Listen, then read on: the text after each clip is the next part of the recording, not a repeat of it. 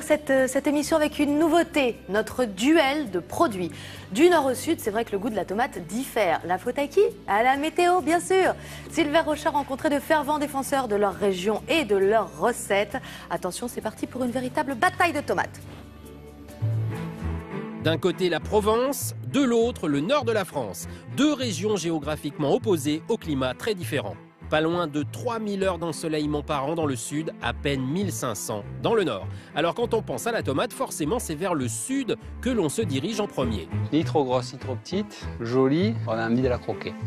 Mais si la Provence assure près d'un tiers de la production nationale, vous allez voir que le nord, bien que moins ensoleillé, a lui aussi son mot à dire. Par chez nous, dans le Nord, on fait de la tomate depuis très très longtemps. Mes grands-parents en faisaient déjà, mes parents aussi.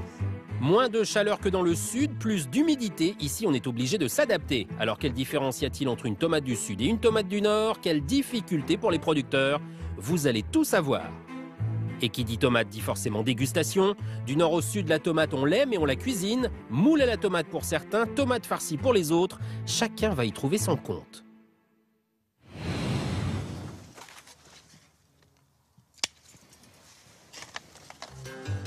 Voici Nicolas. Il a repris l'exploitation de son père en plein cœur du Vaucluse. Ici, le soleil fait partie du décor. Le mercure affiche bien souvent 4 degrés de plus que les moyennes nationales. Et ça tombe bien pour les tomates qui ne redoutent qu'une seule chose. Il ne faut pas trop de froid. Parce que la tomate en dessous 12 degrés, ça ne lui plaît pas trop. Donc c'est pour ça qu'on plante que pas avant la mi-mars. Et encore certaines années, on frémit parce que la nuit, il fait vraiment pas chaud et des fois, ça leur plaît pas. 900 km au nord, le climat est bien différent. Moins de soleil, des gelées plus précoces. Patrick est obligé de s'adapter.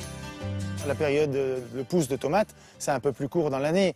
Nos tomates sont plantées au mois de mai et la récolte va de mi-juillet au mieux qu'on pourrait espérer, c'est le 15 octobre, quoi. Et au-delà, c'est plus possible, on n'a plus suffisamment de lumière.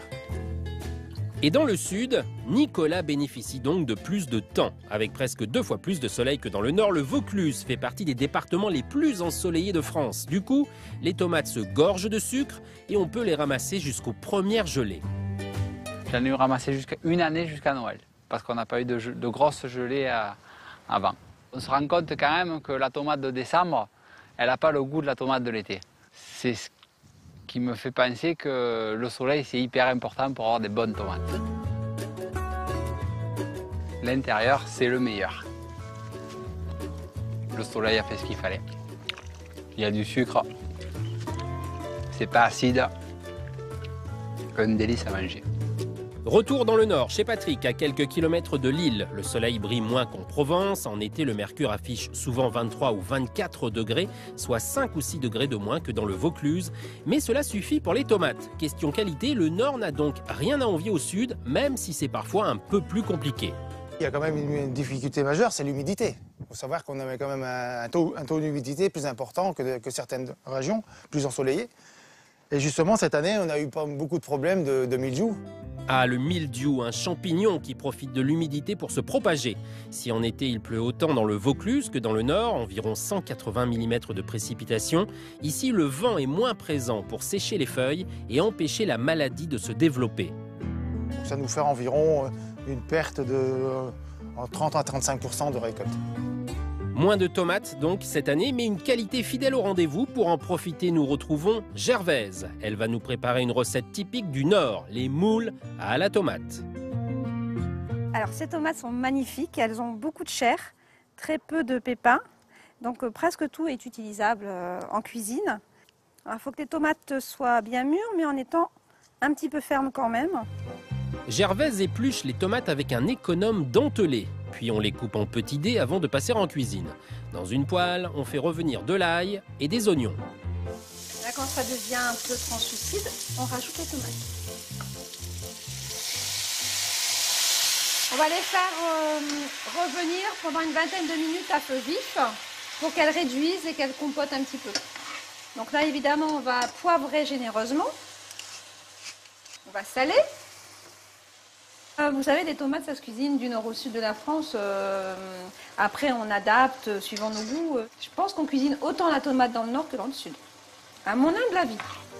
Une fois la sauce préparée, on la verse dans les moules cuites au préalable. Nord de la France oblige, c'est avec des frites qu'on déguste le tout. Voilà les moules à la tomate avec des tomates du Nord. À 900 km, au sud, dans le Vaucluse, nous retrouvons Nicolas. Il nous faut de belles tomates pour réaliser nos tomates farcies. L'idéal pour une tomate farcie, il faut que la tomate elle soit un peu grosse pour qu'on puisse la creuser et la farcir. Personnellement, je préfère farcir les cœurs de bœuf parce que je trouve que dans la cœur de bœuf, il y a une note sucrée qui ressort qu'on n'a pas dans la ronde. Ça, c'est une vraie cœur de bœuf. Pointue à l'extrémité, toujours le collet vert, parfois craquelé, mais à l'intérieur, quand on l'ouvre, à l'intérieur, c'est que de la chair. Suivant les conseils de Nicolas, ce sont des cœurs de bœuf qu'Angélique va nous préparer aujourd'hui. Provençale de toujours, les tomates farcies, c'est le plat de son enfance, la clé du succès, mettre la main sur de bons produits. Ce qu'il ne faut pas faire, c'est manger des légumes hors saison. Donc les tomates en février, c'est pas ce qu'il faut faire. Mais par contre, maintenant, elles sont impeccables et il faut vraiment en profiter. Après avoir évidé les tomates, on commence la farce. Pour les légumes, on fait revenir des courgettes avec des oignons et de l'ail. Habituellement, on utilise un pressail. Mais moi, depuis que j'ai découvert la râpe à parmesan, je ne peux plus m'en passer. Donc je râpe l'ail avec la râpe à parmesan. Pour la viande, du jambon cru et du veau cuit à la poêle et de la chair à saucisse. La chair à saucisse n'est pas cuite pour donner de l'humidité et donner du liant à cette farce. On va ajouter le veau et le jambon, les légumes, un peu d'épinards. Ensuite, on va prendre les herbes, le persil et le basilic. Place ensuite au pain de mie. On va l'imbiber de lait. Toujours pareil, dans la même idée pour que les farcis ne soient pas secs.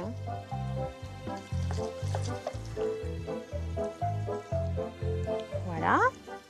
Après avoir donc préchauffé le four, nous allons y glisser ces tomates que nous allons faire dorer pendant 1 heure. Elles vont se confire tout doucement et apporter un surplus de saveur à la farce. Et voici les tomates farcies à la provençale, comme les faisait ma grand-mère. Ou presque. 2 régions, 2 climats, mais une tomate que l'on a adoré déguster au nord comme dans le Vaucluse. Côté prix sur les marchés, le sud s'en sort mieux avec une cœur de bœuf à 1,50 € le kilo en moyenne pour 2,20 € dans le nord. Une région où la production est beaucoup plus limitée, ceci expliquant sans doute cela. Et sur ce plateau, notre cœur balance. Hein. Ouais, je vote pour la tomate farcie d'Angélique, moi, quand même. Voilà. Bon, eh bien, en tout cas, pas de jaloux. Les 2 recettes vous attendent sur notre site ou sur les réseaux sociaux. Il y en a donc pour tous les goûts.